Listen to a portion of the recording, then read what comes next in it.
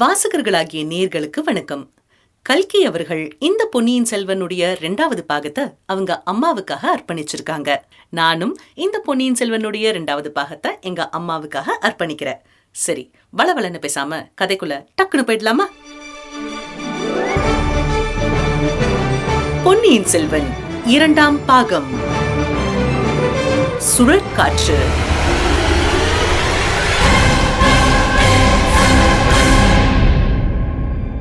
அத்தியாயம் 1. பூங்குழலி. சாயங்கால நேரம் அமைதியா இருந்தது. கோடிக்கரையோட ஓரத்துல கடல் அலைகள் அடங்கி ஊஞ்சிருந்தது. கட்டுமரங்களும் படகுகளும் கரையை நோக்கி வந்துட்டு இருந்தது. கடல்ல எறைய தேட போன பறவைகள் திரும்ப வந்துட்டு இருந்தது. கரையில கொஞ்ச தூரத்துக்கு வெள்ளை வெள்ளேர்னு மணல் பறந்திருந்தது. அதுக்கப்புறமா கொஞ்சம் தூரம் தள்ளி ரொம்ப தூரத்துக்கு காடு படர்ந்து இருந்தது. காட்டு மரங்களோட கிளைகள் ஆடல, இலைகள் அசையல. நாலா பக்கமும் நிசப்தம். செங்கதிரவன் கடலும் வானும் கலக்கரை இடத்தை நோக்கி வேகமா இறங்கிட்டு இருந்தது. கடலோட மெல்லிய அலைகள் அந்த படக ஒரு குழந்தைய மணித்தொட்டில போட்டு ஆட்டுற மாதிரி மெல்ல மெல்ல அசைச்சிட்டு இருந்துச்சு. அந்த படகுல ஒரு இளம் பெண் இருந்தா. அவளை பார்த்ததும் சேந்தன் அமுதன் தன்னோட மாமன் மகளை பத்தி சொன்னது நமக்கு நினைவுக்கு வருது. ஆமா, அவ பூங்குழலியா தான் இருக்கணும். பெயருக்கு தகுந்த மாதிரி அவளோட கூந்தல் ஒரு தாழம்பூவோட இதழ் மாதிரி அழகா இருந்துச்சு. நீண்ட கரிய கூந்தல் சுருண்டு சுருண்டு விழுந்து அவளோட கடைஞ்செடுத்த தோள்களை அலங்கரிச்சுச்சு. கடற்கரையில ஒதுங்கக்கூடிய சங்குகள், சிப்பிகள் இதெல்லாத்தையும் வச்சு ஆரமாக்கி அவளோட கழுத்துல அணிஞ்சிருந்தா. ஆனா இதெல்லாம் அவளோட மேனில பட்டதுனால அழகாச்சா, இல்ல இதெல்லாம் அணிஞ்சிருந்ததுனால அவ அழகா இருந்தாளான்னு சொல்ல முடியாது. அழகே ஒரு வடிவம் தாங்கி வந்ததுன்னா அதுக்கு எந்த ஆபரணத்தை வச்சு அழகு செய்ய முடியும்? பூங்குழலி படகுல ஒய்யாரமா சாஞ்சுக்கிட்டு பாடினா. அவளோட கானத்தை கேட்கறதுக்காகவே கடலும் அலையும் அடங்கி ஓஞ்சிருந்தது போல. அதுக்காகவே காத்து வீசி அடிக்காம மெல்ல மெல்ல தவழ்ந்து வந்தது. தூரத்துல தெரிஞ்ச காட்டு மரங்க கூட இலைய அசைக்காம அப்படியே நின்னு கவனமா அவளோட கானத்தை கேட்டுச்சு. வானமும் பூமியும் அந்த கானத்தை கேட்டு மதிமயங்கி அசைவற்று நின்னுச்சு. கதிரவன் கூட அந்த கானத்துக்காகவே கடலை அடைஞ்சதுக்கு அப்புறமா மூழ்கி மறையாம அப்படியே தயங்கி தயங்கி நின்னான் போல. தேன்ல குழைச்சு வானத்துல மிதந்து வந்த அந்த பாடல கொஞ்சம் செவி கொடுத்து கேட்கலாமா? ஆனா நீங்க அதை ஏன் குரல்ல இப்ப கேட்க போறீங்க. அதனால யாருக்காவது ஏதாவது கஷ்டம் இருந்துச்சுன்னா கொஞ்சம் செகண்ட்ஸ் தள்ளி போயிட்டு கேளுங்க. ஓகேயா? அலைக்கடலும் ஓய்ந்திருக்க அக்கடல் தான் பொங்குவதே, நிலமகளும் துயிலுகையில் நெஞ்சகந்தான் பதிப்பதும் ஏன், காட்டினில் வாழ் பறவைகளும் கூடுகளை தேடினவே, வேட்டு வரும் வில்லியரும் வீடு நோக்கி ஏகுவரே, வானகமும் நானிலமும் மோனமதில் ஆழ்ந்திருக்க, மான்விழியாள் பெண்ணொருத்தி மனதில் புயல் அடிப்பதுமே, வாரிதியும் அடங்கி நிற்கும் மாருதமும் தவழ்ந்து வரும், காரிகையாள் உழந்த நிலே காற்று சுழல்.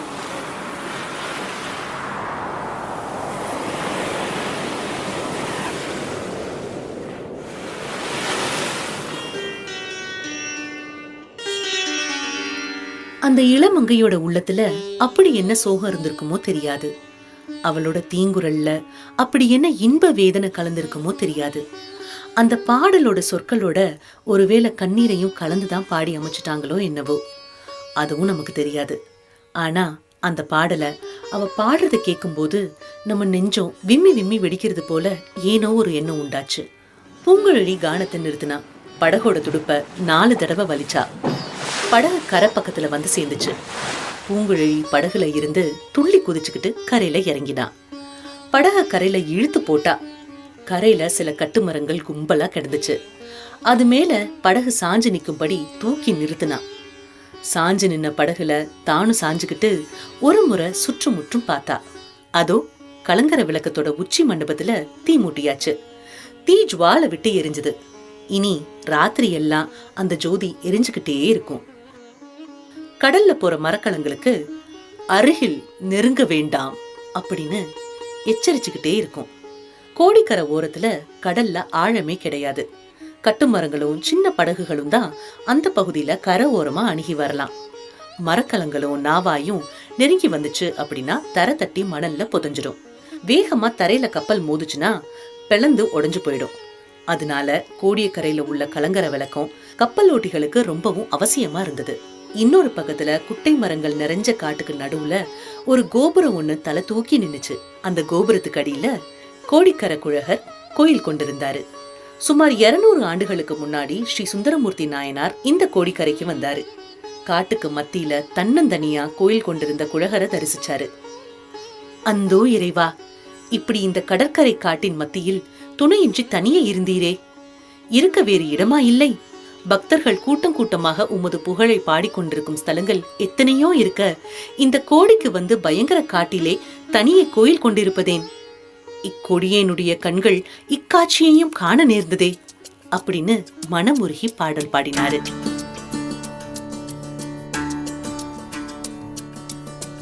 ஸ்ரீ சுந்தரமூர்த்தி நாயனார் வந்து தரிசிச்சுட்டு போன 200 ஆண்டுகளுக்கு அப்புறமா கோடிக்கரை குழகர் அதே நிலையில தான் இருந்தாரு.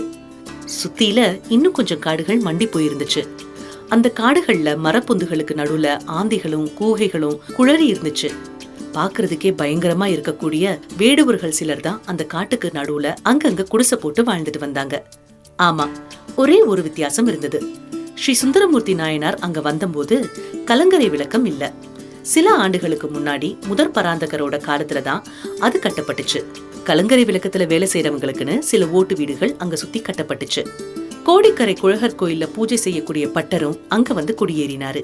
பூங்குழலி கடற்கரை ஓரத்துல படகு மேல சாஞ்ச வண்ணம் நாலாபுரமும் பார்த்தா. கலங்கரை விளக்கத்தை பார்த்ததும் அந்த பக்கமா போகலாமா அப்படின்னு யோசிச்சா. அதுக்கப்புறமா குழகர் கோயில் கோபுர கலசத்தை பார்த்தா. அந்த சமயம் கோயிலோட மணி ஓசை அடிக்க பூங்குழலி ஒரு தீர்மானத்துக்கு வந்தா. அதுக்குள்ள வீட்டுக்கு போய் நாம என்ன பண்றது? கோயிலுக்கு போலாம், பட்டரை தேவாரம் பாட சொல்லி கேட்கலாம், அப்புறமா பிரசாதம் வாங்கிக்கிட்டு வரலாம் அப்படின்னு முடிவு செஞ்சுட்டு பூங்குழலி கோயில் இருந்த திசையை நோக்கி ஓடுனா. ஆடிக்கிட்டும் பாடிக்கிட்டும் துள்ளி குதிச்சுக்கிட்டும் நடந்தா. வழியில மான் கூட்டம் ஒண்ண பார்த்தா. மான்கள் மணல் வெளிய தாண்டி காட்டை நோக்கி போய்கிட்டு இருந்துச்சு. 7-8 பெரிய மான்களோட ஒரு குட்டி மானும் பாஞ்சு பாஞ்சு ஓடிட்டு இருந்தது. மான் கூட்டத்தை பார்த்ததும் பூங்குழலிக்கு உற்சாகம் வந்துடுச்சு.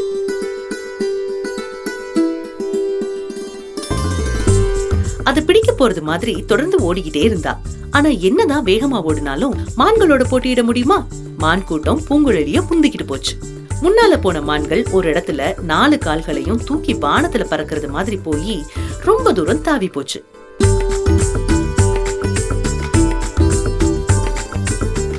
அங்க புதை சேற்று குழி இருக்குதுன்னு பூங்குழலி யூகிச்சுக்கிட்டா. பெரிய மான்கள் எல்லாம் அந்த குழிய ஒரே தாண்டல்ல டப்புன்னு தாண்டி போயிடுச்சு. ஆனா மான்குட்டியினால அந்த புதைக்குழிய முழுசா தாண்ட முடியல. அக்கறை ஓரமா அதோட பின்னங்கால் சேற்றுக்குழியில அகப்பட்டுக்குச்சு. முன்னங்கால்களை கரையில ஊன்றி மான்குட்டி ஆன மட்டும் கரையேற முயற்சி பண்ணுச்சு. ஆனா அதோட பின்னங்கால்கள் சேற்றுல மேலும் மேலும் புதைஞ்சுகிட்டே இருந்தது. தாய்மான் கரையில நின்னு குட்டியோட நிலைய கவலையோட பாத்துச்சு. ஆனா தன்னோட குட்டிக்கு உதவி செய்ய முடியல. இதெல்லாம் ஒரு நொடியில பார்த்து புரிஞ்சுக்கிட்ட பூங்குழலி அந்த புதை சேற்றுக்குழி எங்க முடியுதுன்னு பார்த்து தெரிஞ்சுக்கிட்டா. புதைக்குழி ஓரமா ஓடி போய் கெட்டியான ஒரு இடத்துல நின்னுகிட்டு சேற்றுல அகப்பட்டு கிடந்த இடத்துக்கிட்ட போனா. தாய்மான் முதல்ல அவளை பார்த்து மிரண்டுச்சு. பூங்குழலிக்கு மானோட பாஷை தெரியும் போல. அவளோட மிருதுவான குரல்ல அவ ஏதோ சொல்லவும் தாய்மான் பயம் இல்லாம நின்னுச்சு. புதை சேற்று குழியோட பக்கத்துல நின்னுகிட்டு முன்னங்கால்களை மடிச்சு உட்கார்ந்தா. கைகளை நீட்டி மான்குட்டிய பலமா இழுத்து கரையேத்தினா. சில வினாடி நேரத்துக்கு அந்த மான்குட்டி உடம்பு வெடவெடன்னு நடுங்கிக்கிட்டே இருந்துச்சு. தாய்மான் அது பக்கத்துல போய் நின்னு முகர்ந்துகிட்டு அதை பார்த்து தைரியம் சொல்லிச்சு போல. அவ்வளவுதான். அடுத்த வினாடி தாயும் குட்டியும் மீண்டும் பாஞ்சு ஓடிடுச்சு. சி, கொஞ்சமும் நன்றி இல்லாத மிருக ஜென்மங்கள் அப்படின்னு பூங்குழலி தனக்கு தானே சொல்லிக்கிட்டா. ஆனால் மனிதர்களை விட இந்த மான்கள் மட்டமாய் போய்விடவில்லை அப்படின்னு அவளை தேத்திக்கிட்டா. அதுக்கப்புறமா மீண்டும் குழகர் ஆலயத்தை நோக்கி போனா.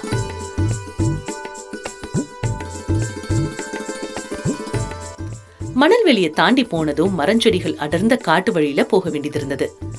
மேட்டுல ஏறியும் பள்ளத்துல இறங்கியும் போக வேண்டியது இருந்தது. அந்த காட்டோட இயற்கை விசித்திரங்களை என்னன்னு சொல்றது? அங்க கற்பாறைகளால அமைஞ்ச மலைகளோ குன்றுகளோ இல்ல, ஒரே மணல் வெளிதான். அங்கங்க மணல் மேடிட்டு மணல் மேட்டோட மேல செடிகளும் மரங்களும் முளைச்சிருந்ததுனால அந்த மணல்கள் கெட்டியாகி குன்றுகளாவே மாறி போயிருந்தது. குன்றுகளுக்கு பக்கத்துல பள்ளங்களும் இருந்துச்சு.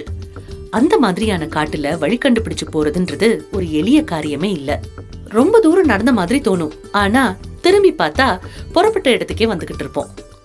பூங்குழலி அந்த காட்டு வழியில புகுந்து ரொம்ப சீக்கிரமா ஆலயத்து பக்கத்துல வந்து சேர்ந்தா. கோயிலுக்கு வெளியையும் உட்பிரகாரத்துக்குள்ளேயும் கொன்னை பன்னீர் முதலிய மரங்கள் ஓங்கி வளர்ந்து மலர்ந்து குலுங்கிட்டு இருந்துச்சு. பூங்குழலி ஆலயத்துக்குள்ள போனா. பட்டர் அவளை பார்த்ததும் முகம் மலர்ந்தாரு. அந்த கோயிலுக்கு சுவாமி தரிசனம் செய்யறதுக்கு வரவங்க ரொம்ப ரொம்ப கம்மி. அதனால 1-2 பேர் வந்தா கூட பட்டர் பார்த்து மகிழ்ச்சி அடைகிறது இயல்புதானே. தேங்காய் மூடியும் பிரசாதமும் கொண்டு வந்தாரு பட்டர். அம்மா, கொஞ்சம் காத்திருக்கிறாயா? நானும் இதோ சந்நிதியை பூட்டிக் கொண்டு வீட்டுக்கு வருகிறேன் அப்படின்னாரு. இருட்டுனதுக்கு அப்புறமா அந்த காட்டு வழியில போறது கொஞ்சம் சிரமமான காரியம்தான். ஆனா வழி காட்டுறதுக்கு பூங்குழலி இருந்தா கவலையே கிடையாது. இருக்கிறேன் ஐயா, எனக்கு ஒன்றும் அவசரம் கிடையாது. மெதுவாக கோயில் கைக்கரியங்களை முடித்துக் கொண்டு புறப்படுங்கள் அப்படின்னு பூங்குழலி சொல்லிட்டு பிரகாரத்துக்கு வந்தா. மரக்கிள உன்னை பிடிச்சுக்கிட்டு பிரகாரத்தோட மதில் சுவர் மேல ஏறி தாவி உட்கார்ந்தா.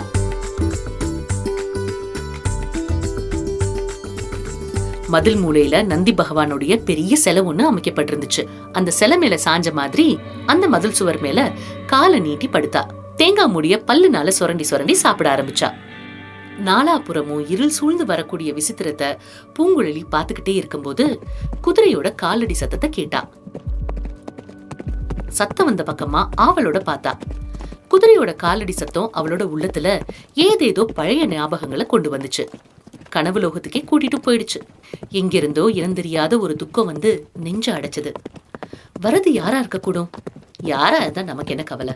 கொஞ்சம் காலமா புது ஆட்கள் வரதும் போறதும் அதிகமா தான் இருக்கு. ராஜாங்கம் காரியமா வராங்களாம் போறாங்களாம். நேத்துக்கு கூட 2 பேர் வந்திருந்தாங்க. அவங்கள பாக்குறதுக்கே அருவருப்பா இருந்துச்சு. அண்ணனை படகு வலிக்க சொல்லி ஈழத்துக்கு போனாங்க. பணமும் நிறைய கொடுத்தாங்க. அவங்களோட பணத்துல இடி விழட்டும். யாருக்கு பணம் வேணும்? பணத்தை வச்சுக்கிட்டு இந்த நடுக்காட்டுல என்ன செய்யறது? ஆனா அண்ணனுக்கும் அன்னைக்கும் பணம்னா ஒரே ஆசை. எதுக்கோ தெரியல, சேர்த்து சேர்த்து புதைச்சு வைக்கிறாங்க. குதிரை காலடி சத்தம் இதோ பக்கத்துல வந்துருச்சு. ஒரு குதிரை இல்ல, 2 குதிரை வரது மாதிரி இருந்தது. இதோ அது கண்ணிலையும் பட்டுச்சு. பள்ளத்துல இருந்து மெல்ல மெல்ல மேட்ல ஏறி வருது. ரொம்ப தூரம் பிரயாணம் செஞ்சு வந்து களைச்சு போன குதிரைகள். ஒவ்வொரு குதிரை மேலையும் ஒவ்வொரு ஆள் வராங்க. முதல்ல வரக்கூடிய குதிரை மேல வரவன் வாலிபன். பார்க்க லட்சணமா இருக்கிறான், வாட்ட சாட்டமாவும் இருக்கிறான். முகத்துல கம்பீரம் இருக்கு. ஆனா அவளுடைய இருதய அந்தரங்கத்துக்குள்ள குடிக்கோடு இருக்கிற அந்த இன்னொரு முகத்தோட அழகும் கம்பீரமும் எங்க? இவனோட முகம் எங்க? பார்க்க போனா இவனுடைய முகம் மரப்பொந்துல இருக்கக்கூடிய ஆந்த முகம் மாதிரி சப்பட்டையால இருக்கு. குதிரை மேல வந்த அந்த 2 பேர்ல வந்த முத நபர் யாரு தெரியுமா? நம்மளுடைய பழைய நண்பனான வல்லவரையன் வந்தியத்தேவன் தான். பின்னால வந்தது வைத்தியருடைய மகன். 2 பேரும் பழையாறையில இருந்து இங்க வந்து சேர்றதுக்குள்ள இளைச்சு களைச்சு சோர்வுற்று போயிருந்தாங்க. ஆனாலும் வந்தியத்தேவனுடைய முகம் கோயில் மதில் மேல காலை நீட்டி சாஞ்சுகிட்டு இருந்த பூங்குழலிய பார்த்ததும் கொஞ்சம் மலர்ந்துச்சு.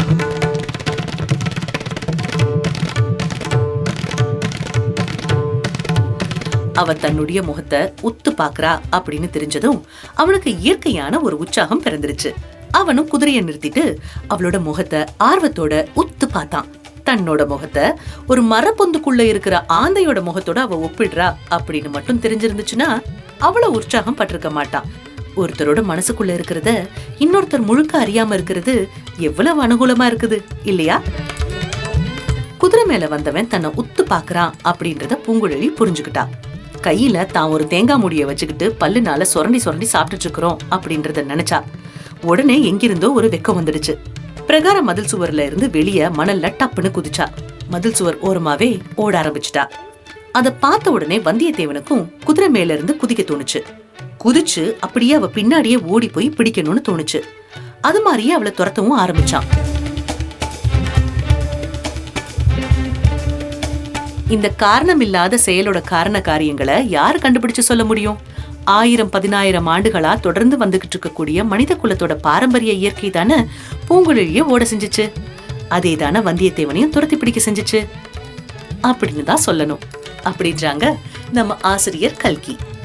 அடுத்து என்ன நடந்துச்சு அத அடுத்த அத்தியாயத்துல பார்க்கலாம்.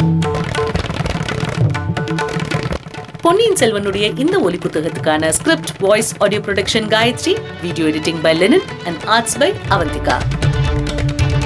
சேனல் பிடிச்சிருந்துச்சுன்னா லைக் பண்ணுங்க, ஷேர் பண்ணுங்க, சப்ஸ்கிரைப் பண்ணுங்க. மீண்டும் அடுத்த அத்தியாயத்துல சந்திக்கலாம். நன்றி.